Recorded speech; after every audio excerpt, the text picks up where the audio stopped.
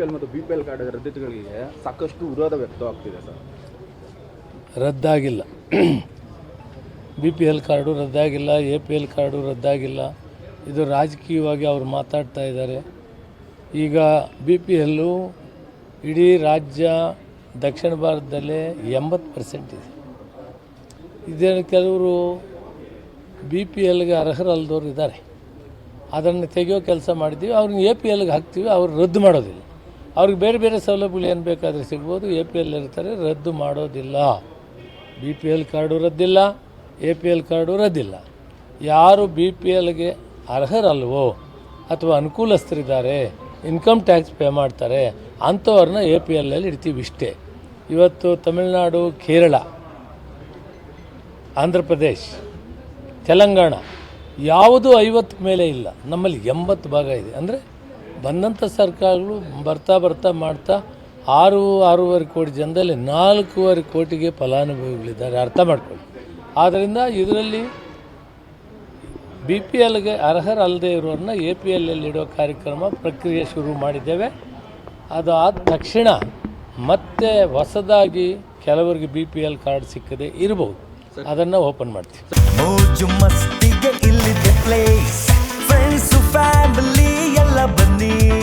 Fundoos water park, Marikanive dam ರಸ್ತೆ, ಹಿರಿಯೂರು, ಚಿತ್ರದುರ್ಗ ಜಿಲ್ಲೆ. ಗ್ರಾಮ ಪಂಚಾಯತಿಗಳಲ್ಲಿ ಕುಡಿಯೋ ನೀರು, ರಸ್ತೆ, ನೈರ್ಮಲೀಕರಣ ಇವೆಲ್ಲ ಕೆಲಸಗಳು ಕೂಡ ಇವತ್ತು ಗೊಡ್ಲುಮುದ್ದೇನಹಳ್ಳಿ ಗ್ರಾಮ ಪಂಚಾಯತಿ ಮತ್ತು ಅಣ್ಣೇಶ್ವರ ಗ್ರಾಮ ಪಂಚಾಯತಿಯಲ್ಲಿ ಕಾರ್ಯಕ್ರಮಗಳನ್ನು ಮಾಡ್ತಾಯಿದ್ದೀವಿ. ಪ್ರತಿ ಪಂಚಾಯತಿ, ಪ್ರತಿ ಹಳ್ಳಿಯಲ್ಲಿ ಕೂಡ ರಸ್ತೆ ರಿಪೇರಿ ಕೆಲಸವನ್ನು ತೆಗೆದುಕೊಂಡಿದ್ವಿ.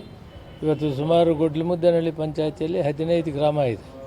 ಅದರಲ್ಲಿ 7 ಗ್ರಾಮ ಇವತ್ತು ವಿಸಿಟ್ ಮಾಡಿ ಅಲ್ಲಿ ಎಲ್ಲ ಕಡೆ ರಸ್ತೆ ಕೆಲಸಗಳನ್ನು ಪ್ರಾರಂಭ ಮಾಡಿದ್ವಿ. ಕುಡಿಯೋ ನೀರು ಎಲ್ಲ ಕಡೆ ಅನುಕೂಲವಾಗಿದೆ. ಅದೇ ರೀತಿ ಇನ್ನೊಂದು 3-4 ತಿಂಗಳಾದಮೇಲೆ ಉಳಿದ ಗ್ರಾಮಗಳು, ಅಂದರೆ ತಾಲೂಕಿನಲ್ಲಿರುವ ಪ್ರತಿ ಗ್ರಾಮಕ್ಕೂ ಕೂಡ 6 ತಿಂಗಳೊಳಗಡೆ ನಾವು ವಿಸಿಟ್ ಮಾಡಿ ಅಲ್ಲಿನ ಕಷ್ಟಗಳನ್ನು ವಿಚಾರಿಸಿ ರಸ್ತೆ, ಕುಡಿಯೋ ನೀರು ಇವೆಲ್ಲವನ್ನು ಪರಿಹಾರ ಮಾಡೋಕ್ಕೆ ಕಾರ್ಯಕ್ರಮ ರೂಪಿಸ್ಕೊಂಡಿದ್ದೀವಿ. ಅಣ್ಣೇಶ್ವರದಲ್ಲಿ ಕೂಡ ಇವತ್ತು ಮಧ್ಯಾಹ್ನ 2 ಗಂಟೆ ಮೇಲೆ ಕಾರ್ಯಕ್ರಮ ಇದೆ. ಅಲ್ಲಿ ಬನ್ನಿ, ಫ್ರೀಯಾಗಿ ನಿಮ್ಮನ್ನು ಮಾತಾಡ್ತೀನಿ. ಕನಕ ಜಯಂತಿ ಹೋಗ್ತಾ ಇದ್ದೀವಿ. ಕನಕ ಜಯಂತಿ ಕಾರ್ಯಕ್ರಮ ಆದಮೇಲೆ ಮತ್ತೆ ನಿಮ್ಮನ್ನು ಮಾತಾಡೋದಾದ್ರೆ ಈಗಾಗಲೇ GSTಗೆ ಅತಿ ವಿರೋಧ ವ್ಯಕ್ತವಾಗ್ತಿದೆ. ಇದ್ರ ಬಗ್ಗೆ ಅವರು ನೀತಿ ಏನು ಮಾಡ್ತಾರೆ ಅಂತ ಗೊತ್ತಿಲ್ಲದೆ ಮಾತಾಡೋದು ಬೇಡ. ಅವ್ರು ಮಾಡಲಿ. ಅವರು ಎಲ್ಲ ಬದಲಾವಣೆ ಮಾಡ್ತಾ ಇದ್ದಾರೆ. ನೀತಿ ಆಯೋಗ ಅಂತ ಮಾಡಿದರು, ಪ್ಲಾನಿಂಗ್ ಕಮಿಷನ್ ಅಂತಿತ್ತು. ಒಂದೊಂದೇ ಅವ್ರ ಹೆಸರು ಬದಲಾಯಿಸಿ. ನ್ಯಾಷನಲ್ ಹೈವೇಸು 75 ವರ್ಷದಲ್ಲಿ ನಾವು ಮಾಡ್ಕೊಂಬಂದಿದ್ವಿ. ನ್ಯಾಷನಲ್ ಹೈವೇ ಅಂತೇಳಂದರೆ ಅವರು ಅದನ್ನು ಬೇರೆ ಥರ ಹೆಸರಿಟ್ಟಿದ್ದಾರೆ. ಯಾವ್ಯಾವುದು ಇವಾಗ ನ್ಯಾಷನಲ್ ಹೈವೇ 7 ಇದಕ್ಕೇನೆ ಹೆಸರು ಬದಲಾಯಿಸಿದ್ದಾರೆ. ಅದಂದರೆ BJPಯವರೇ ಈ ದೇಶದಲ್ಲಿ ಮಾಡಿದ್ದೀವಿ ಅಂತ ಮಾಡೋಕ್ಕೆ ಹೊರಟಿದ್ದಾರೆ. ನಾವು 50 ವರ್ಷ ರಾಜ್ಯಭಾರ ಮಾಡಿದ್ದೀವಿ. ಅವರು ರಾಜ್ಯಭಾರ ಮಾಡಿದರು, ವಾಜಪೇಯಿ ಅವರೆಲ್ಲ ರಾಜ್ಯಭಾರ ಮಾಡಿದರು. ಆ ಕಾಲದಲ್ಲಿ ಯಾವುದೂ ಇಂಥ ಕೆಲಸ ಮಾಡಲಿಲ್ಲ.